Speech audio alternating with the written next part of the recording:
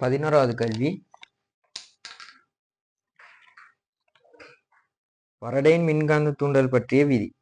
Faraday's low எடுத்தீங்கன்னா என்ன சொல்லுது? தூண்டப்பட்ட மின்னியக்கு விசை வந்து உங்களுக்கு அதாவது காந்தப்பாய மாற்ற விதத்துல வர அந்த சேஞ்சுக்கு வந்து நேர்விகித சமன்னு சொல்லுது. ஸோ இங்க வந்து நீங்க வந்து காந்தப்புலத்துல செய்யற அந்த ஒர்க், அந்த வேலை வந்து ஒரு எலக்ட்ரிக்கல் எனர்ஜியா கன்வெர்ட் ஆகுது.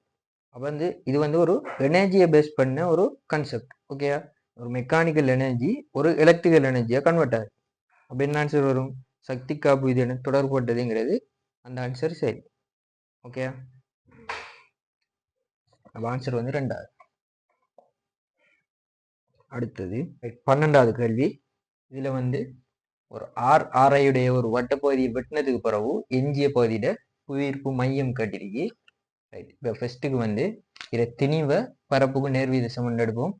திணிவு வந்து ரோ இன்டு வி, அப்போ அடர்த்தி மாறாது.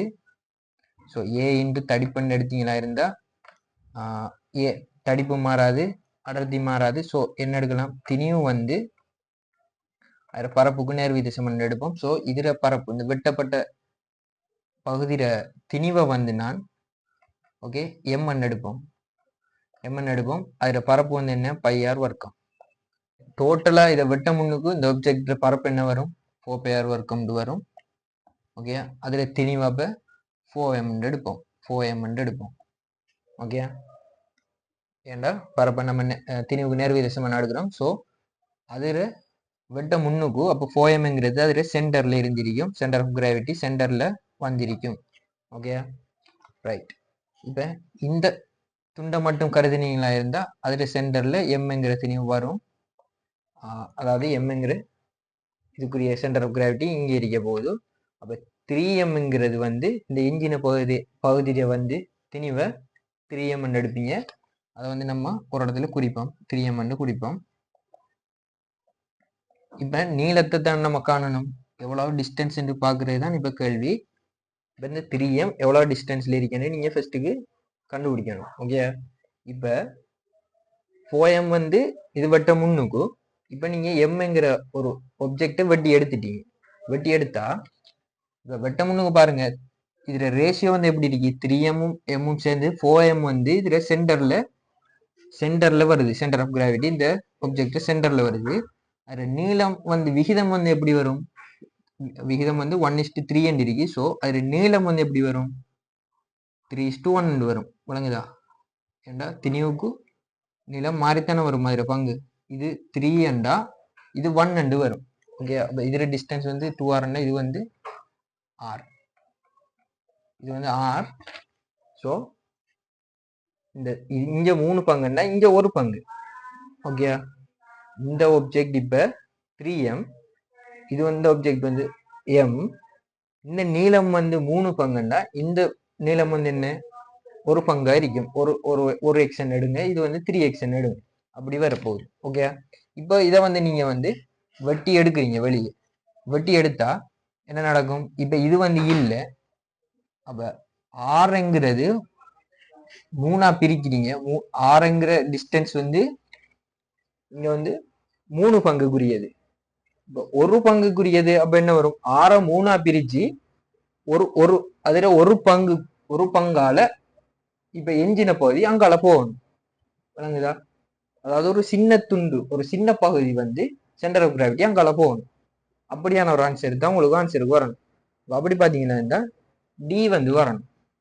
அப்படி பாருங்க, இதுல வந்து இப்ப டிங்கிறது வந்து இருக்கு ஆன்சர்ல. அதனால இ வந்து வராது. ஏண்டா ஏன் இ வராதண்டா இது வந்து ஒரு சின்ன பகுதிக்குள்ளால பக்கத்துல தான் வரப்போகுது. ஸோ ஆன்சர் வந்து 4வது. 13வது கேள்வி.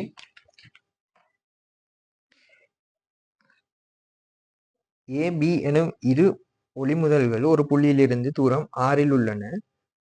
ஓகே, ஒரு ஒரே தூரம் 6 எடுப்போம், ஏபின்னு எடுப்போம். இப்போ இங்க வந்து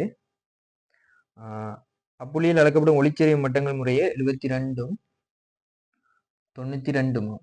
ஓகே, டெசிபிள். இப்ப அப்புள்ளியில் முதல் ஏன் ஒளிச்செறிவு ஐயாம், பியின் ஒளிச்செறிவு யாதுன்னு கேட்டிருக்கு. ரைட், இது வந்து ஐ, இதை வந்து நம்ம ஐ டேஷ் எடுப்போம். இதைத்தான் காணணும். Okay right. இப்போ நீங்க என்ன ஈக்குவேஷன் யூஸ் பண்ணணும்? பி 10 log ஐ டேஷின் கீழ் ஐ. ஓகே, இப்போ வந்து இந்த வித்தியாசம் உங்களுக்கு தெரியும், 92 72. ஸோ 20 வரப்போகுது. இப்போ 10 log இப்போ சொல்லுங்க, இது 20 வரணுமா இருந்தா இந்த ஐயை போல இந்த ஐ எத்தனை இருக்கணும்? இந்த ஐயை போல இந்த ஐ வந்து 100 மடங்கா இருக்கணும். விளங்குதா? இது ஐயா இருந்தா இது வந்து 10 to the power 2 இருக்கணும். 10 to the power 2 ஐயா இருந்தா தான் உங்களுக்கு 20 வரும். ஓகே, நீங்க பவரை 10 பெருக்கி 20 எடுப்பீங்க. ஸோ இந்த ஐ டேஷ் வந்து என்ன வாங்கிக்கும்? ஐ டேஷ் வந்து 10 to the power 2 என்று வரும். சும்மாவே கண்டுபிடிக்கலாம். ஸோ ஆன்சர் வந்து உங்களுக்கு 5வது.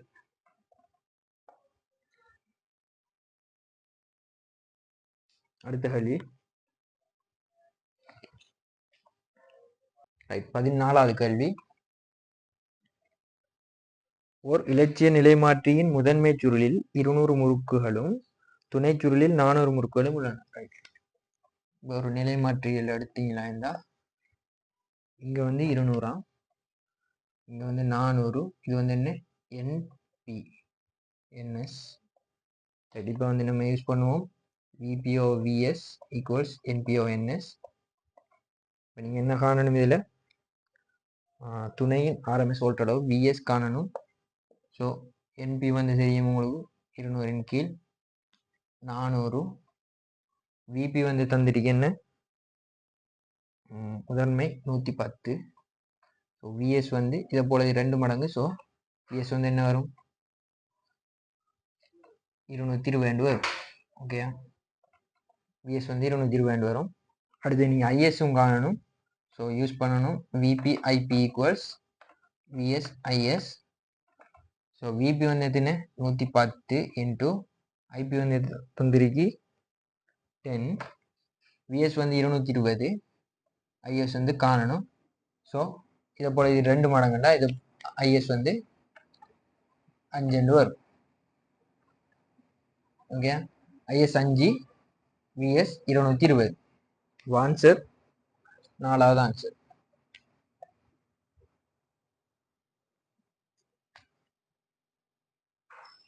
ரைட், 15வது கேள்வி.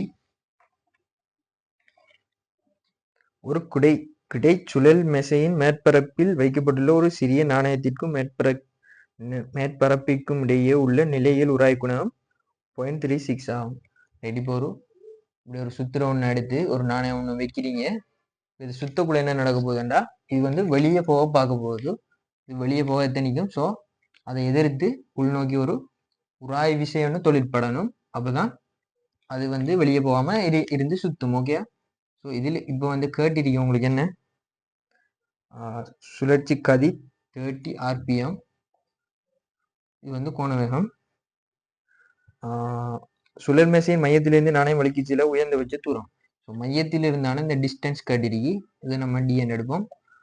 ரைட், இப்போ வந்து இந்த உராய் விசை இப்போ என்னத்துக்கு சமனாயிருக்கும்? இந்த மைய நீக்க விசைக்கு சமனாயிருக்கும். அப்போதான் இது வந்து வெளியே போகாம சுத்திக்கிட்டு தொடர்ந்து சுத்தணுமா இருந்தா அது வந்து ரெண்டுமே ஈக்குவல் ஆகிக்கணும் உராய் விசை. ஓகே, ஸோ அப்போ நீங்க என்ன செய்யலாம்? எஃப் ஈக்குவல்ஸ் எஃப் டேஷன் எடுத்தீங்கன்னா இருந்தா ஸோ அப்போ எம்ஆர் ஒமேகா ஸ்கொயர் வந்து இது வந்து உராய் விசை. ஸோ மியூ ஆருக்கு சமன் எடுக்கிறீங்க. Okay, so MR omega square வந்து மியூ இன்டு எம்ஜி எம்எம்எம் போயிடும். ஸோ இப்போ வந்து இப்போ என்ன டிஸ்டன்ஸ் தானே கேள்வி. இப்போ இது ஆர் தான் கேள்வி.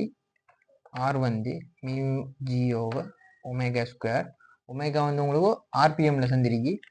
ஆர்பிஎம் வந்தா என்ன செய்யணும்?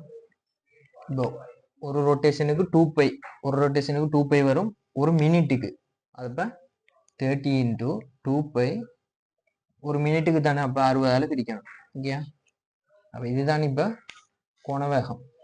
ஓகே, அப்போ இதை பிரிச்சான்னு வரும். இது வந்து பை என்று வரும். ஒமேகா ஈக்குவல்ஸ் பை என்று வரும். பை வந்து எதுன்னு 3 தந்திருக்கு. ஸோ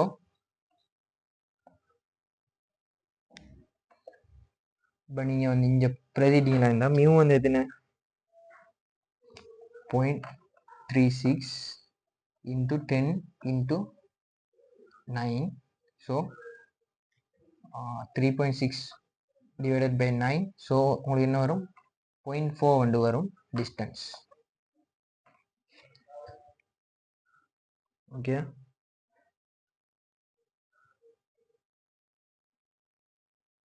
நாலாவது ஆன்சர்.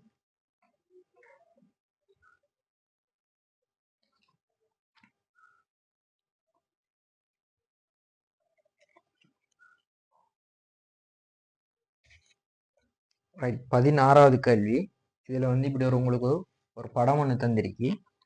அதில் வந்து நீங்கள் 100 நியூட்டன் விசை எப்படி பிரயோகிக்கிறீங்க, அதில் உராய் குணம் இது உராய் குணம் தரப்பட்டிருக்கு. அடுத்து இப்போ உங்களுக்கு என்ன கேள்வி என்றால், பெட்டி பிக்கும் கிடை மேற்பரப்பிற்கும் இடையே உள்ள இயக்கப்பாடு உராய் குணம், இந்த இதில் வர உராய் குணம் தான் இப்போ உங்களுக்கு கேள்வி. இப்போ அதுக்கு நம்ம என்ன செய்ய முடியாது, அதுக்கு நீங்கள் வந்து இந்த பெட்டிக்கு ஒரு F7MA யூஸ் பண்ணணும். F7MA யூஸ் பண்ணி இதில் வர ஆர்முடுகளை கண்டு, இந்த ஆர்முடுகள் இப்போ சிஸ்டம் வந்து ஒரே ஆர்முடுகளோட தான் ஒன்றா தான் இயங்க போகுது, அந்த ஆர்முடுகளை இங்கே பிரயோகிச்சு, ஓகே, இதுக்கு ஒரு F7MA யூஸ் பண்ணிங்களாந்து அங்கேருந்து இதுக்குரிய விஷயங்களை நீங்கள் எடுத்துக்கொள்ளலாம். ஓகே, ஸோ இதுக்கு ஃபஸ்ட்டுக்கு நம்ம ஏக்கு F7MA யூஸ் பண்ணுவோம். ஸோ இப்படி யூஸ் பண்ணிங்களா இருந்தால் இந்த திசையில் இப்போ 100 நியூட்டன் நீங்கள் இப்படி வழங்குறீங்க. அதில் வந்து கேள்வியை தந்துட்டு உங்களுக்கு மறுதாக்கம் 40 நியூட்டனா, ஏக்கும் பிக்கும் இடையிலான மறுதாக்கு விசை வந்து 40 நியூட்டன். அப்போ ஏக்கு வந்து இந்த பெட்டிக்கு வந்து இதால் வர விசை வந்து 40 நியூட்டன். ஸோ -14 வரும். அடுத்தது இதால் வர உராய் விசை ஒன்று வரும். ஸோ -μr எடுங்க. ஓகே, அது எம்ஏ. இப்போ 100 -40 μr வந்து எத்தனை, இதில் வந்து மியூ வந்து 0.5. அப்போ 15 வரும். ஸோ உங்களுக்கு எக்ஸலரேஷன் என்ன வரப்போகுதுண்டா, எம் வந்து 10. ஸோ எக்ஸலரேஷன் வந்து உங்களுக்கு வரப்போகுது, இதை கழிச்சிங்கன்னா இருந்தால் ஏ வந்து 1 வரப்போகுது. ஓகே, ஸோ நீங்கள் ஆர்முடுகளை கண்டுட்டீங்க. இது அசைகிற ஆர்முடுகள் தான். இந்த பியும் அதே ஆர்முடுகளோட தான் போக போகுது. ரெண்டு சிஸ்டம் வந்து ஒரே ஆர்முடுகளோட போக போகுது. ஸோ இதை வந்து இப்போ நம்ம இங்கே யூஸ் பண்ணி இங்கே வர உராய் விசையை கண்டமா இருந்தால் அதில் வர மியூவை காணலாம். ஓகே, ஸோ இப்போ இதுக்கு பிக்கு F7MA யூஸ் பண்ணுவோம். இப்போ உங்களுக்கு தெரியும், இங்கால திசையில் எடுத்தீங்களா இருந்தால் இப்போ மறுதாக்கம் இதுக்கும் 40 நியூட்டன். இப்போ இதில் வந்து உராய் விசையை காணணும். ஸோ உராய் விசைன்னு அதுக்கு எதிர் திசையில் தொழிற்படும். ஸோ μrன்னு எடுப்போம், -μr, அது வந்து எம்ஏக்கு ஈக்குவல். இப்போ என்ன கேள்வி என்ன, இந்த மியூவை கண்டா சரி, இந்த மியூ தானே உங்களுக்கு கேள்வி. ஓகே, இந்த மியூவை நீங்கள் சுருக்கி எடுத்தீங்கன்னா சரி. So 40 minus mu into R வந்து 50, எம் வந்து 5, எக்ஸலரேஷன் இந்த கண்டிருக்கீங்க. இங்கே வர அதே எக்ஸலரேஷன் தான் இங்கேயும் வரும் 1. ஓகே, அப்போ மியூ என்ன வரும், அப்போ இதை வந்து இங்கே கழிச்சிங்கன்னா இருந்தால் 35 டிவைடட் பை 15 வரும். ஸோ 7/10.7 வரும். ஆன்சர் வந்து முதலாவது.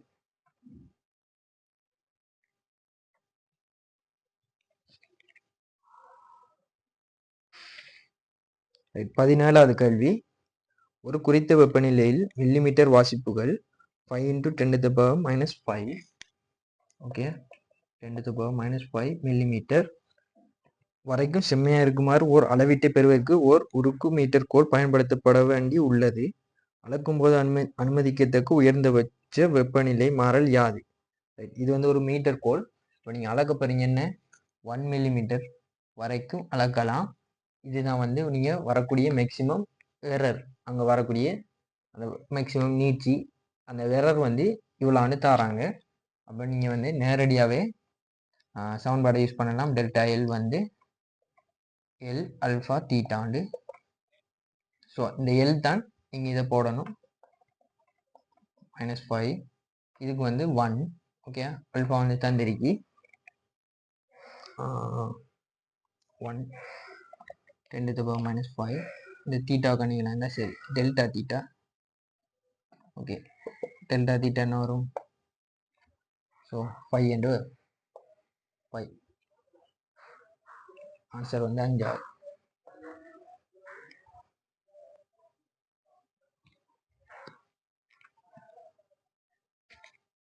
ரைட் 18வது கேள்வி இப்படி ஒரு படம் இருக்கு அதில் வந்து இப்போ உங்களுக்கு கேள்வி என்னென்னா தடை R4 இதுதான் தடை R4 இதுக்கு குறுக்கான வோல்டேஜ் ஓகே இதுக்கு குறுக்கான வோல்டேஜை காணணும் இப்போ நம்ம இதுக்கு என்ன செய்வோம்டா இதை கொஞ்சம் சிம்பிளாக்கிறலாம் இது குறுக்கான வோல்டேஜ் தானே இது ரெண்டையும் மூலாவது சிம்பிளிஃபை பண்ணி 30 60 மிரிக்கி அப்போ அதுக்கு அதை எப்படி இருக்கிறலாம் 30 60 20 வரும் ஓகே இது குறுக்கான வோல்டேஜ் நீங்கள் கண்டா அதான் ஆன்சர் ரைட் இப்போ வந்து இப்போ இது ரெண்டும் தொடராயிருக்கு ஸோ 20 30 50 ஓகே 50 50 சமாந்தரமாயிருக்கு அப்போ 25 வரும் ஓகே அப்போ நீங்கள் இது ரெண்டும் 25 இது 50 ஓகே 25 இது ரெண்டுக்கும் சமானத்தில் 25 50 அப்போ ரேஷியோ வந்து என்ன வருது 1:2 வந்து வருது இப்போ 25 50 அதை வந்து 6 வோல்ட் இருக்குண்டா அப்போ 6 வோல்ட்டை 3ஆ பிரித்து என்ன செய்யணும் நீங்கள் 2 பங்கு இங்கே போகும் ஓகே அப்போ 6 வோல்டேஜை 3ஆ பிரிச்சிங்கன்னா 2 வோல்ட் அதில் 2 பங்கு இங்கே போகும் 1 பங்கு இங்கே வரும் அப்போ இங்கே வந்து 4 வோல்டேஜ் போகும் இதுக்கு குறுக்கா 4 வோல்டேஜ் இதுக்கு குறுக்கா என்ன வரும் 2 வோல்டேஜ் வரும் இது குறுக்காம 2 வோல்டேஜ் தான் இது குறுக்காம 2 வோல்டேஜ் தான் ஓகே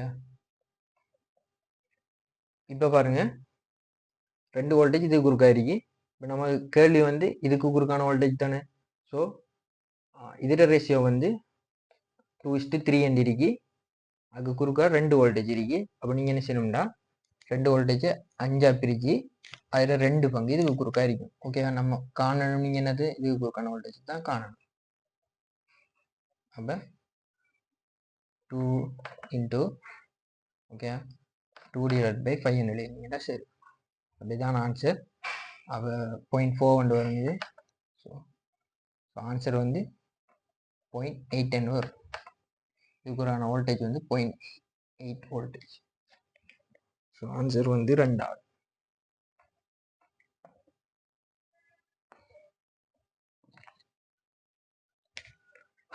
ரைட் 19வது கேள்வி இப்படி ஒரு படம் தந்திருக்கு அதில் வந்து இந்த இடத்துல வந்து ஒரு 2 சென்டிமீட்டர் உள்ள ஒரு துடிப்பை வந்து உங்களுக்கு அனுப்புகிறாங்க இந்த உச்சி அடையக்குள்ள அதில் துடிப்பு தான் உங்களுக்கு கேட்டிருக்கு அதில் அலை நீளம் கேட்டிருக்கு ஓகே ஸோ அப்போ நம்ம இதுக்கு நீங்கள் யூஸ் பண்ணணும் வந்து V = T/M ஈக்குவேஷன் யூஸ் பண்ணணும் ஸோ உங்களுக்கு தெரியும் V = F இங்கே வந்து இப்படி அனுப்பக்குள்ள வந்து ஃப்ரீக்குவன்சி வந்து மாறாது ஓகே அலைநீளம் தான் வந்து மாறப்போகுது ஸோ அப்போ நீங்கள் என்ன செய்யலாம் V நேர்வீத சமன் லெம்டான்னு எடுக்கலாம் அப்போ இங்கே வந்து M மாறாது ஒரே கம்பிக்கு அப்போ விக்கு வந்து லெம்டாவை போட்டிங்களா இருந்தால் லெம்டா ப்ரொபோஷனல் டு √T என்று வரும் இறுதியாக கடைசியாக ஓகே நம்ம இதைத்தான் நீங்கள் இங்கே யூஸ் பண்ண போகிறோம் அந்த லெம்டா வந்து அதில் வர இழுவேறு √க்கு வந்து ப்ரொபோஷனல் என்கிற முடிவு வரும் இந்த 2 ஈக்குவேஷனையும் யூஸ் பண்ணி ரைட் இப்போ இந்த இடத்துல வர இப்போ இழுவையை பாருங்கள் டென்ஷனை இப்போ இந்த பாயிண்டில் வந்து உங்களுக்கு அலைநீளம் தெரியும் 2 அது வந்து ப்ரொபோஷனல் இங்கே வந்து இந்த கயிறு கீழே இதில் வர இழுவை என்ன வரும் இதால் வரது மட்டும்தான் வரும் ஓகே இது மட்டும்தானே தொங்கிட்டு இருக்கு ஸோ இழுவைன்னு வரும் 2 கிலோகிராம் தெரியும் 20 இப்போ இந்த உச்சி அடையக்குள்ள வந்து இதில் வர இழுவை இதில் வர லெம்டா வந்து தெரியாது இதில் வர இழுவை வந்து இதாலையும் வர மொத்தம் டோட்டல் வரும் ஓகே இந்த புள்ளியில் வர இழுவை இந்த கயிறுக்கும் திணிவு இருக்கு இந்த திணிவு அப்போ 2ஆலையும் வர இழுவை தான் இந்த புள்ளியில் இருக்கும் அப்போ 2ஐயும் கூட்டி போடணும் அப்போ இது வரும் 45 வரும் இப்போ நீங்கள் லெம்டா கண்டா சரி ஓகே லெம்டான்னு வரும் λ/2 வந்து ஸோ 9/4 ரைட் 3 வருது லெம்டா வந்து 3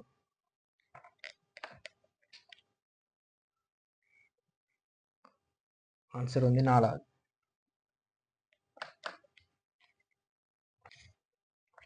ரைட். 20வது கேள்வி. இப்ப சமநிலமுள்ள 4 கம்பிகள் ஒரே இழுவைக்கு உட்பட்டுள்ளன. இக்கம்பிகள் இயல்புகள் பின்வருமாறு. இதுல வந்து y = FLA யூஸ் பண்ணிக்கலாம். இதுல சொல்லியிருக்கு சமநிலமுள்ள 4 கம்பிகள் ஒரே இழுவை. அப்ப என்ன, 4 கம்பிகளுக்கும் F வந்து மாறாது, சமநிலம் எல்லும் மாறாது. நீங்க என்ன சொல்லலாம்டா, அந்த y × a × e என்கிற அந்த பெருக்கம் வந்து ஒரு கான்ஸ்டன்ட், ஒரு மாறிலின்னு எடுக்கலாம். ஓகே, இப்படி எடுத்து செஞ்சீங்களா ஈஸியாக செய்யலாம். ரைட். இப்போ நீங்கள் ஃபர்ஸ்ட்டுக்கு இப்போ உங்களுக்கு ஈதான கேள்வி. அப்போ நீங்கள் என்ன செய்யலாம், y × a பெருக்கம் எதுக்கு குறைய வருதோ அதுக்கு வந்து ஈ கூட வாய்க்கும். ஓகே, அப்படி பார்த்தீங்கன்னா என்ன சரி. இதில் வந்து விட்டம் தந்திருக்கு. ஸோ நீங்கள் வந்து என்ன, ஏக்கு பதிலாக y πd²/400 e × k. Okay, so π4 வந்து மாறிலி. ஸோ திரும்ப πd² வந்து ஒரு மாறிலின்னு எடுத்து இப்போ இதை பாருங்க. இப்போ இதுக்கு வந்து இப்போ ஏக்கு வந்து பாருங்க, எங்கின் மட்டும் வந்து 2, விட்டம் வந்து 1, அதே ஸ்கொயர். Okay, × e. அதே மாதிரி பிக்கு பாருங்க. இப்போ இதில் பெருக்கம் ஒவ்வொன்றையும் பெருக்கத்தை பார்த்தீங்கன்னா இந்த சரி yd² பெருக்கம் உங்களுக்கு குறைய வர்றதுக்கு தான் ஈ கூட வரப்போகுது. ரெண்டாவது வந்து 2 × 2² × e1 e2. சிக்கு வந்து 1 × 1 × e3. அடுத்து டிக்கு வந்து 1 × 2² × e4. ஓகே, எதுக்கு குறைய வருது, yd² இதுக்கு தான் சிக்கு தான் குறைய வருது. ஓகே, இதில் yd² ஆக குறைய வருது. ஸோ இதில் e3 வந்து ஆக கூட வரும். அதுதான் இ வந்து ஆக கூட வரும். ஸோ ஆன்சர் வந்து 3வது.